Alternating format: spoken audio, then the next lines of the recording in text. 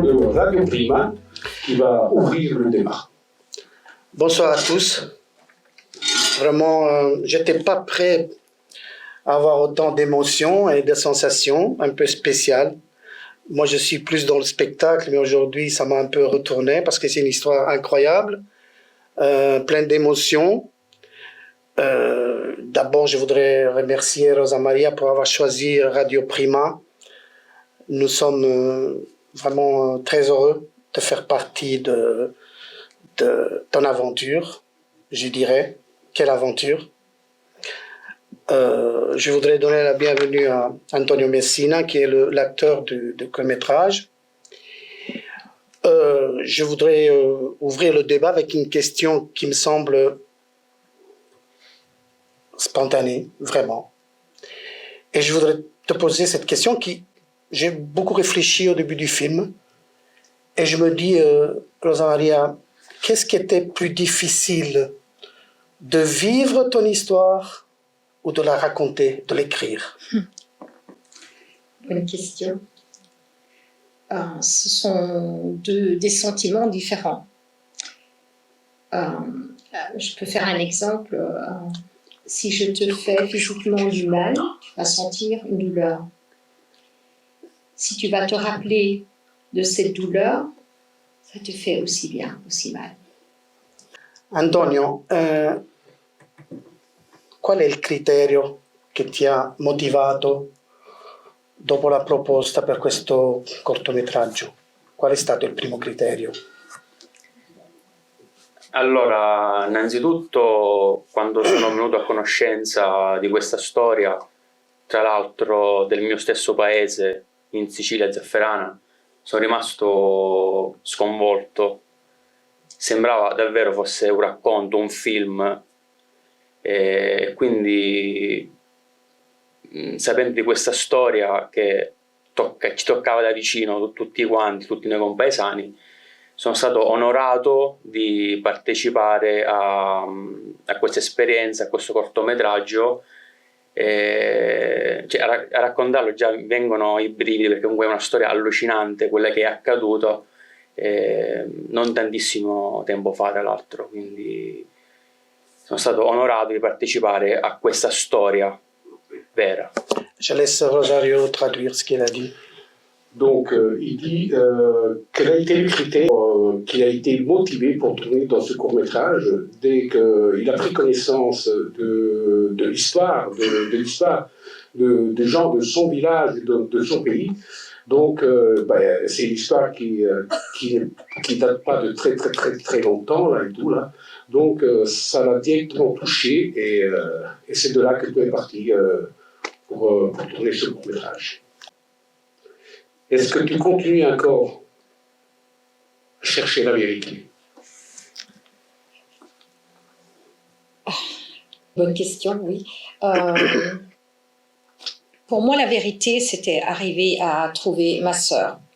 Parce que déjà, les institutions m'ont montré que ça n'aurait pas été facile et ni faisable d'avoir une justice. Donc, je ne pense pas que même maintenant, remuant, et j'ai eu la possibilité, et je remercie Storia Italiana et Radio Uno qui ont dit aussi publiquement de vouloir m'aider, mais je crois que la vérité plus courante est déjà arrivée, c'est de reporter ma sœur à sa propre maman.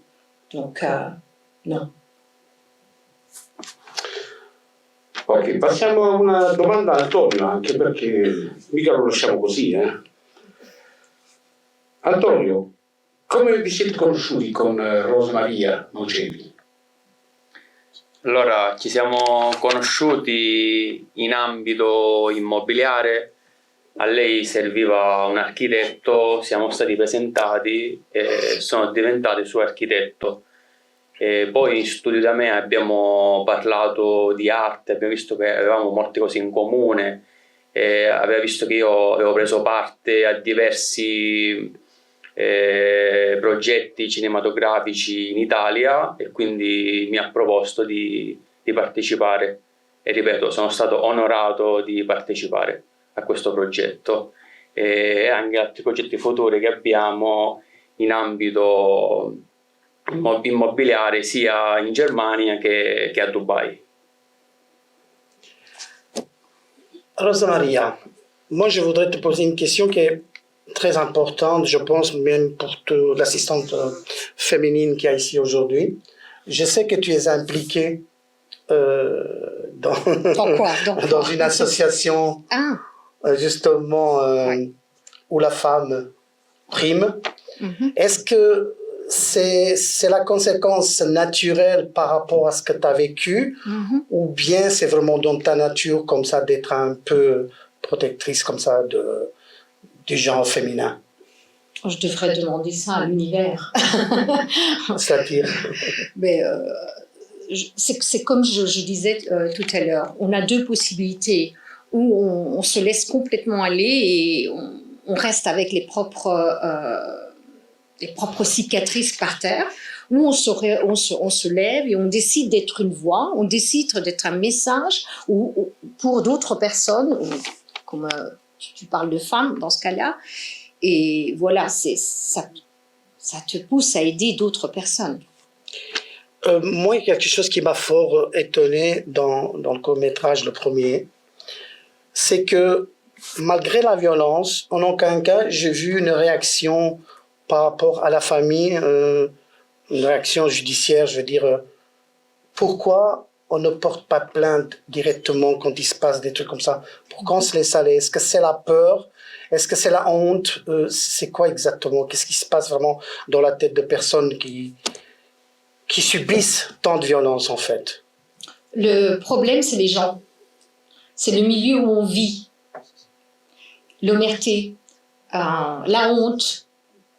Alors, pour honte que je quitte mon mari parce que les gens parlent, une femme toute seule avec des enfants, donc ils se contentent, résignent à tenir la souffrance parce que prévalent la pensée des gens. Encore aujourd'hui, hein.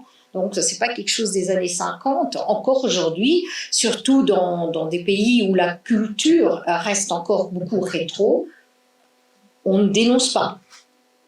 Avant de laisser la parole à Rosario, je voudrais justement par rapport à ça, que tu donnes ici aujourd'hui, ce soir, un message, comme on dit en Italie, forte e chiaro. C'est ce que je disais aussi dans mon discours. Absolument, vous devez être une voix. C'est pas possible que nous, victimes, je dis nous parce que je suis une d'entre elles, devons avoir honte de dire d'avoir subi des violences. C'est pas logique, c'est pas normal. Ceux qui doivent avoir honte, c'est ceux qui font le mal. Et ça, on doit le répéter tous les jours. Et je dis peut-être dans les écoles, commencer par les enfants. C'est pour ça que je dis avant d'être une femme, j'étais un enfant. À 6 ans, je comprenais que j'étais pas dans un nucléo familial normal. Rosario. Rosa Maria, est-ce que tu peux nous dire quelque chose? Est-ce que tu as des projets pour ce court-métrage, pour cette histoire, cette belle histoire qui a quand même remporté plus de 50 prix un peu partout, que ce soit à la télévision, dans les médias et tout ça. Est-ce que tu as un projet d'un long-métrage? Tu peux nous dire quelque chose à ce sujet? Absolument, oui, bien sûr. Je suis en train de finir le 3e livre. On a dû le mettre de nouveau sous contrôle parce que je parle d'une partie juridique, donc il y a des choses que je peux pas mettre sur page. Mais dès que cela est fini, oui, le film de la trilogie, et je vais raconter tous les passages. Bien sûr, il y a des choses que je ne peux pas raconter noir sur blanc, et c'est pour ça qu'un personnage qui a été créé, c'est Samir, parce qu'il interprète Samir. Donc c'est quelqu'un qui, sur le territoire, m'aide, donc c'est ça que j'expliquais ici, à avoir les yeux ouverts, de faire attention. Donc il me dit, fais attention, tu es en train de bouger sur un territoire très dangereux. L'autre personne que vous vedez, c'est Daniele Ferrari, qui se montre au début très volontaire de m'aider à avoir des documents, mais en fait, ce que lui voulait... Trop volontaire. Oui, mais ce qu'il voulait, c'était en fait me dépister. Donc voilà, c'est ce que j'ai rencontré pendant ma recherche. Et à travers ces deux personnages, Samir et Samuel, je raconte comment je suis arrivée à des documents, tout en me protégeant dans la vie réelle, hein, parce que c'est un territoire, il y avait un business, hein, d'adoption illégale. Ok, donc tu termines le script Oui, le script, ouais. et puis on commence à tourner. Et puis je reviendrai, j'espère, ici en Belgique. Certainement, certainement, je me ferai un plaisir de... On fera les castings, on fera les castings en Belgique, parce que faut dire que Vous devez savoir que Rosa Maria, parle. excuse-moi, Rosa Maria, elle est née ici, elle est née à Mons, à Boussu, c'est ça? Je suis née à Boussu-Bois, À Boussu. Mons, et j'ai vécu jusqu'à l'âge de 25 ans ici en Belgique. Puis je vis en Allemagne. E io non la Ah, so. Facciamo una domanda ad Antonio anche. Dunque, Antonio, puoi dirci qualcosa sulla tua carriera d'artista? Hai dei progetti anche tu?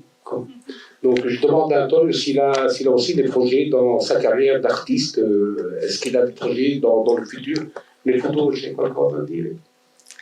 Allora, nel breve futuro abbiamo dei progetti insieme a Rosa Maria, con la quale si è instaurata un'amicizia, un rapporto eccezionale, e quindi in ambito artistico e immobiliare e architettonico abbiamo dei progetti, come dicevamo prima, in Germania e a Dubai. Io, essendo un architetto e interior designer, mi muovo molto in Europa, e con l'appoggio di Rosa Maria possiamo fare Sempre se rimane bravo. grandi cose. Traduzioni? Io vorrei farti una domanda, Antonio. Vorrei un parere di una persona neutra, perché questa domanda normalmente la volevo porre a Rosa Maria, però credo che non sia molto obiettiva. No, nel senso che la domanda è da parte, dunque preferisco farla a te. Non credi che quando si spengono le luci, poi tutto finisce e nessuno si ricorda più di nulla? Con questo voglio dire, lei si è data ha avuto molta pazienza per fare questi cortometraggi, questo libro. Io quello che voglio dirti, ma quando le luci sono spente, non è che si dimentica tutto e poi tutto questo lavoro è stato fatto per nulla? E allora, a proposito di ciò, è importante condividere, è importante che il messaggio di Rosa Maria, appunto, non finisca una volta lasciata la sala cinematografica, una volta finito il cortometraggio su YouTube piuttosto che Facebook. È importante parlarne nei giorni a seguire, perché comunque è un film, ma ricordiamoci che è una storia vera, racconta un fatto gravissimo, e dietro questo mistero chissà cosa c'è, cosa ci può essere ancora.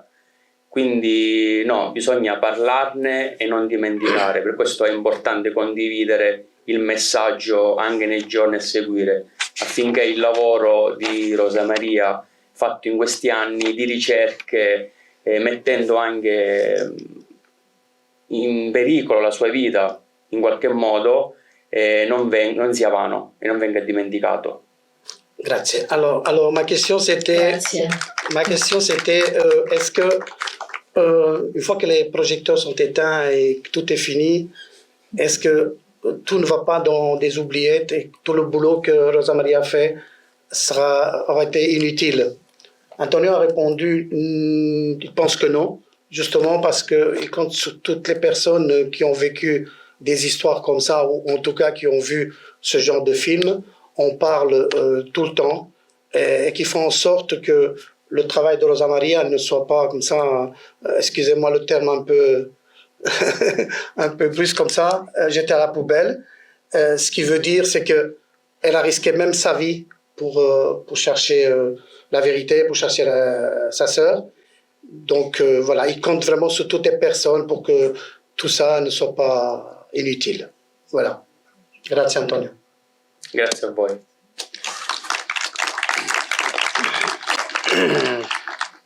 Rosa Maria nous avait parlé, nous a dit là tantôt, de la femme que, donc sa maman qui est partie avec des valises. Elle a fui le village par peur de cet homme-là. Et ça, c'est la réalité en Sicile. En Sicile, ça se passe comme ça. Donc, parce que moi-même, j'ai eu la même histoire avec mes parents. Ma mère a dû fuir. Et on est arrivé au sol, en Belgique aussi, comme Rosa Maria. Et si vous vous souvenez, il y a quelque temps, les amis du cinéma, que vous venez souvent au cinéma ici chez moi, on a passé un film, C'è ancora domani, que la femme n'avait pas droit au vote. Et encore aujourd'hui, malheureusement, en Italie, il y a encore des femmes qui sont soumises à l'homme. Justement. Enfin, maman n'était pas en Sicile, hein. Ça s'est passé non, ici. Non, ça s'est passé ici, ça s'est passé ici, mais bon. C'est fin année mais ta sœur 70. Ta sœur est née en Sicile. Elle est née en Sicile, mais tu parlais de maman qui s'enfuit, donc je parle quand même d'un pays qui est émancipé. Donc de Mons, elle s'enfuit et elle s'enfuit avec nous vers Bruxelles. Et ça, c'est quelque chose que je n'ai pas encore raconté, mais c'est dans le livre, la biographie de maman, Philippa, c'est qu'elle a eu beaucoup de critiques. Donc, c'était, je ne vais pas lui dire le terme, mais c'était elle, la sale femme qui quittait son mari avec les enfants. C'est ça qui est honteux. Classique. Et c'est pour ça que c'est aussi une sorte de, je ne sais pas si je peux le dire comme ça, de revanche pour ma maman. Elle a mis ses enfants. Elle a fait tout pour ses enfants et à la fin, c'était elle la mauvaise, quoi. Donc c'est pas normal. C'est plutôt, moi j'appellerais ça une libération plutôt qu'une revanche. Mais Rosa Maria, dans le film, tu appelles, c'est moi qui le dis, c'est pas toi qui le dis. Oui. Tu appelles ton papa l'individu. Non, c'est moi qui le dis. C'est moi qui le dis. Malheureusement, nous, on a l'habitude de poser parfois des questions embêtantes. C'est notre boulot. Et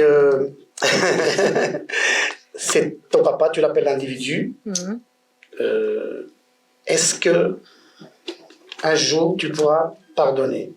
Moi je pense que j'ai même pas besoin de pardonner. C'est un mot que je ne comprends pas parce que je me retiens à personne pour juger quelqu'un.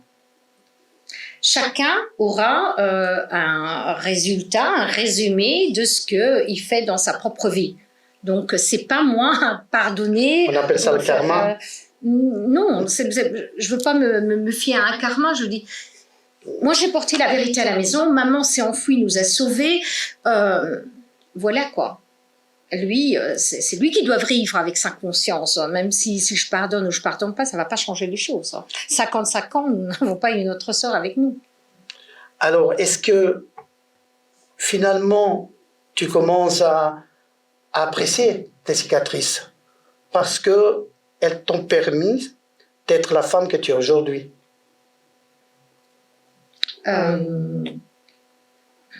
tu as été touché quelque chose de très fort parce que je l'ai dit dans ma lettre, je veux rester authentique et mes cicatrices me blessent encore aujourd'hui.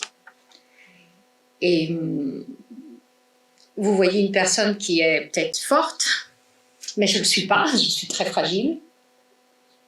Et c'est une preuve que même en étant encore très fragile, où les blessures sont encore là, où d'autres s'ajoutent, je suis quand même ici devant un public et je donne un message.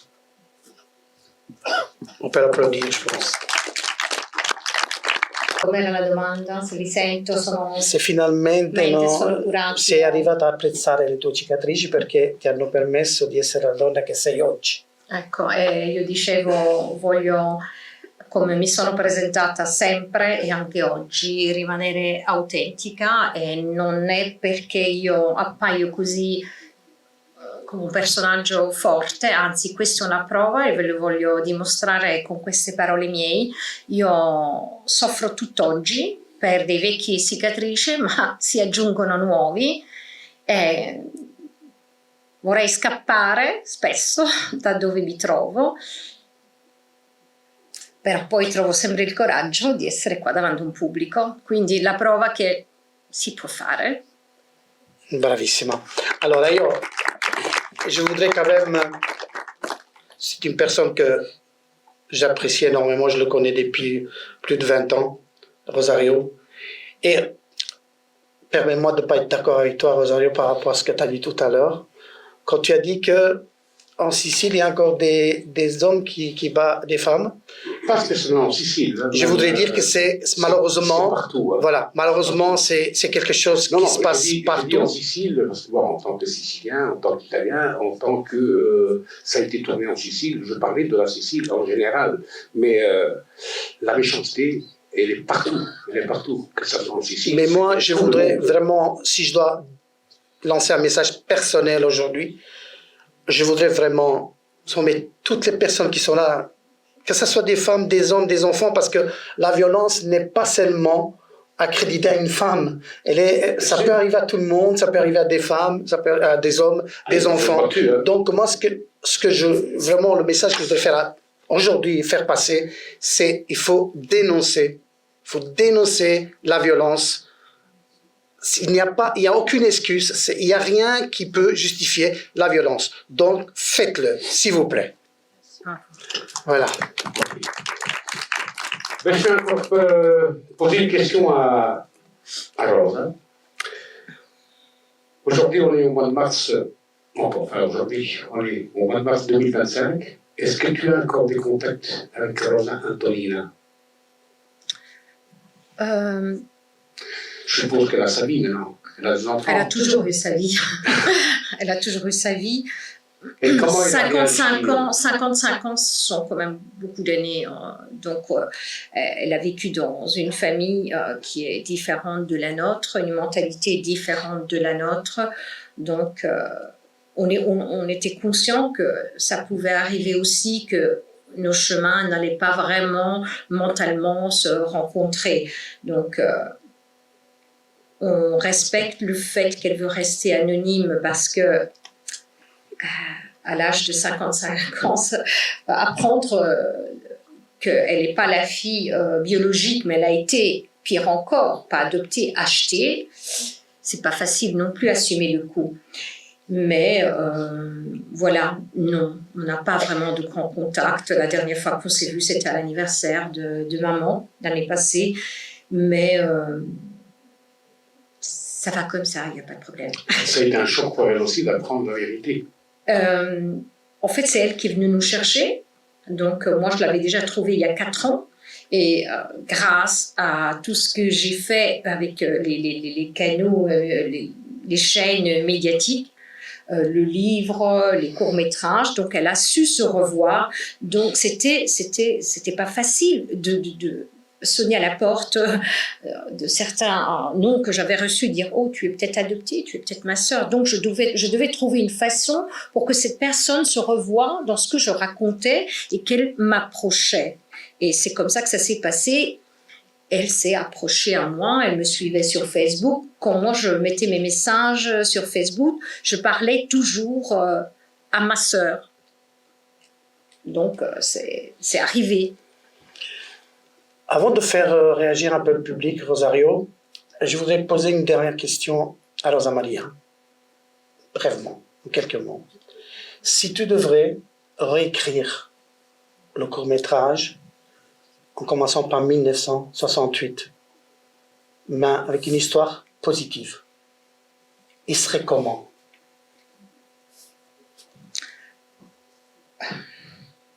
L'histoire que tu Sans voudrais. l'objet que vous avez vu. L'histoire que tu voudrais. Oui, sans l'objet que vous avez vu.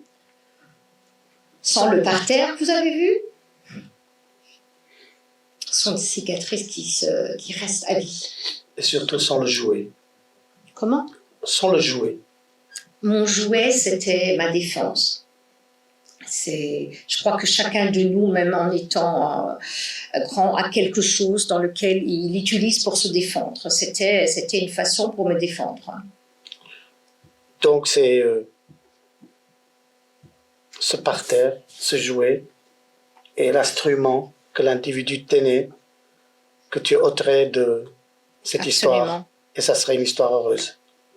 Oui, mais même toutes sortes de violences envers ma maman. Mais si tu me dis je dois réécrire, parce que je me suis rendu compte que en le regardant encore aujourd'hui, ça me touche énormément. Donc, je ne sais pas si je l'aurais mis. L'ultima domanda per Antonio, poi tu vas passer dans le public avec ton micro. Vai. Antonio, Rosa Maria ti chiama domani e ti dice di rifare la stessa esperienza. Quanto tempo metteresti per riflettere, per rispondere? Alors je traduis ici. Rosa Maria, il appelle Antonio demain pour refaire la même expérience. Combien de temps il mettrait pour réfléchir? E donne sa réponse, évidemment. E dare la risposta. Risponderei immediatamente, in modo positivo. E basta. Grazie. Merci pour la question, parce qu'on parle de maman. Et pour ma maman, elle était morte, en fait. Hein, donc, elle avait cru à son mari.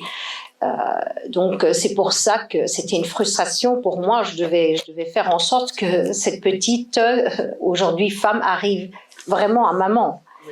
Et si vous voulez, je vous raconte comment ça s'est passé, cette rencontre. Ils avaient été au laboratoire pour faire, on dit DNA ici, comment on dit ADN, on dit ADN en français, ADN. Et ça s'est passé en décembre 2023 et en janvier 2024, ma grande sœur va chercher les résultats avec Rosa, donc la première Rosa, et ont décidé de dire le résultat à ma maman directement, personnellement. Moi, je vis en Allemagne, donc j'ai vécu tout ça par téléphone, vidéo-téléphone. Et maman, elle était très impatiente. Elle ouvre la porte de la maison et Rosa rentre avec Lucien, rentre. Et la première question de ma maman était « Alors, dites-moi, je suis là, impatiente. » Et Rosa la regarde et lui dit « Comment veux-tu que je t'appelle, maman Philippe ?» Et maman tombe dans ses bras et pleurer, la façon dont elle a pleuré, c'était quelque chose, c'était ma mission. Je voulais voir maman vraiment dans ses larmes, qu'elle avait vraiment de nouveau sa fille dans ses bras. Pleurer de joie. Et votre maman est toujours restée avec ce mari qui l'a battu. Pardon? Ta maman est restée toujours avec le mari. Mais non, je montre qu'on s'est échappé. Elle a réussi à s'échapper, on était tous petits. Mais plusieurs années, elle a dû vivre avec lui. Mais elle a quand même eu le courage de s'enfuir. Rosa, je t'ai rencontré dans la famille, parce que ma fille, c'est ta nièce, non, c'est Filleule. ta filleule. Et j'ai directement eu un feeling qui s'est passé. Donc, et je t'apprécie énormément. Et je dois vraiment te féliciter pour la femme que tu es, forte et courageuse, qui va chercher la vérité au matin. Merci. Bonsoir à tous, merci beaucoup de votre collaboration. Voilà. Merci à tout le public pour avoir pris votre Grazie a place. Mimo di Radio Prima. Merci Mimo. Merci Michel, le caméraman. Un excellent travail. Rosario pour avoir donné l'opportunité à Radio Prima d'être présente ce soir. Grazie mille a Rosa Maria Moceri. Grazie a Radio Prima Grazie a Antonio e Messina. anche a Antonio che è arrivato dalla Sicilia proprio per questa prima qui al cinema, quindi anche a te grazie mille. Comunque è già certificato che continua a essere Samia nel lungometraggio. In bocca al lupo. Viva il lupo. Grazie. Buonasera.